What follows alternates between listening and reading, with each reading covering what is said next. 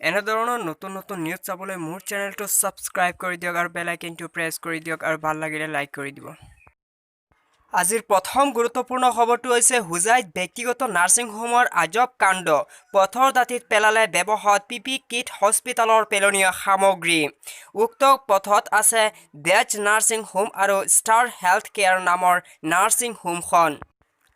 হোজাৰ ৰাজপথত ব্যৱহৃত পিপি কিট আৰু হাস্পাতালত ব্যৱহৃত সামগ্ৰী ভৰ্তি টোপোলা উদ্ধাৰ। দেওবাৰে পুৱা পুৰণি বজাৰ লক্ষ্মীনাৰায়ণ মন্দিৰৰ সন্মুখৰ পথত সামগ্ৰীখিনি উদ্ধাৰক লৈ সৃষ্টি হৈছে চাঞ্চল্যৰ। উক্ত পথত আছে দেজ নাৰ্ছিং হোম আৰু ষ্টাৰ হেল্থ কেয়াৰ নামৰ নাৰ্ছিং হোমখন। কৰোনা সংক্ৰমণৰ সময়ত নাৰ্ছিং হোমৰ এনে কাণ্ডক লৈ আতংকিত হৈ পৰিছে স্থানীয় লোকসকল। ফলত এই ক্ষেত্ৰত প্ৰশাসনক ব্যৱস্থা লোৱাৰ আহ্বান জনাইছে ৰাইজে।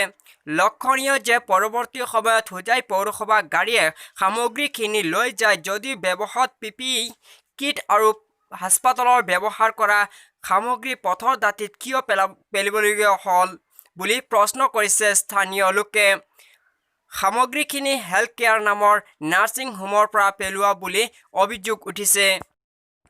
আৰু দ্বিতীয় গুৰুত্বপূৰ্ণ খবৰটো হৈছে গুৱাহাটীত আনলক 1 ব্যক্তিগত বাহন চলাচলৰ ক্ষেত্ৰত কি সিদ্ধান্ত ল'লে চৰকাৰে?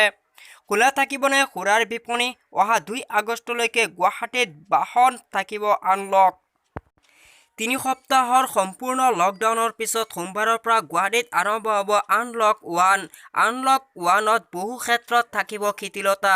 শনিবাৰে এই সন্দৰ্ভত ৰাজ্যৰ মুখ্য সচিব কুমাৰ সঞ্জয় কৃষ্ণই জাৰি কৰে এখন বিশেষ গাইডলাইন। যদিও বহু ক্ষেত্ৰত শিথিলতা থাকিব তথাপিও আনলক 1ৰ সময়ত বন্ধ থাকিব ব্যক্তিগত বাহনৰ চলাচল।